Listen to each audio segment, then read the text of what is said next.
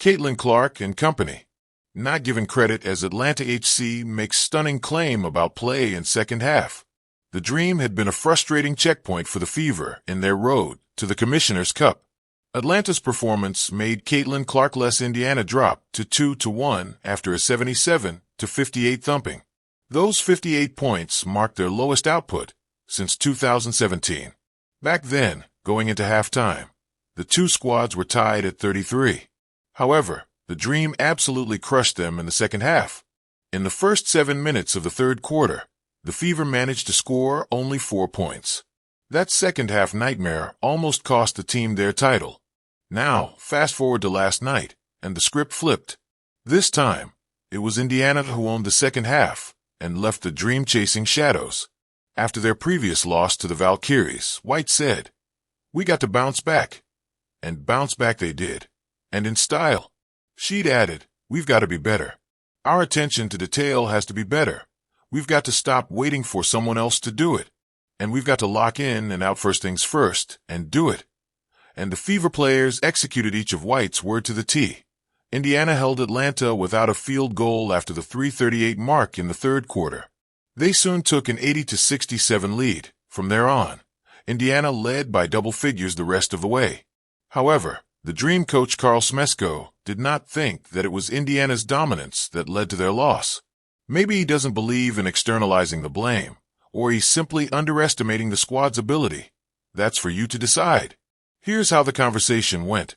In the post-game presser, an interviewer asked, "Coach, in that second half, you started seeing a little bit more of a stronger dominance coming from Kelsey Mitchell and specifically, obviously, Aaliyah Boston. Were there some rotations there?" "No doubt.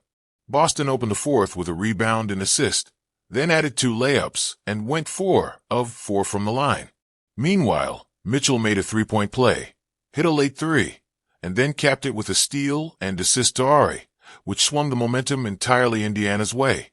The interviewer added, "Was it something that Indiana was doing that you guys weren't prepared for? Or was it just something on your end?" And that was a perfectly relevant question. But Carl Smesko's response was interesting, to say the least. "No, I don't think they did much different in the second half. We just had a lot more breakdowns." That's true. Early in the fourth quarter, the Dream gave up a quick 7-0 run. It included a Caitlin Clark layup, an Aaliyah Boston bucket, and a Sophie Cunningham layup, which put them behind 76-67. We just made breakdowns on things we didn't break down in the first half.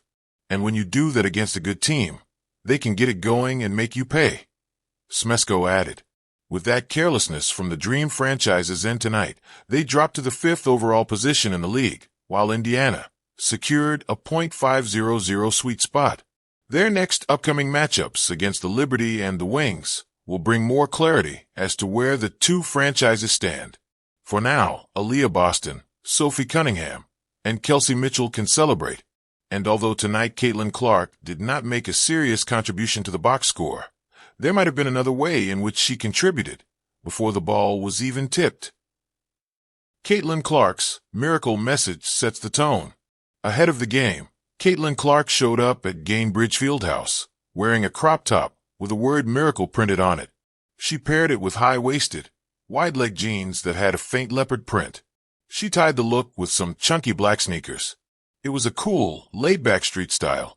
Sure, it could have just been a fashion choice, but after Indiana's rough 80-61 loss to the Golden State Valkyries on July 9th, it also seemed like a quiet way of saying they were ready to turn things around.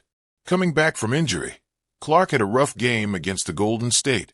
Everyone expected her to step up and carry the offense this time, but instead of going for big stats, she helped her teammates shine, maybe even passing along some of that miracle energy. And it worked.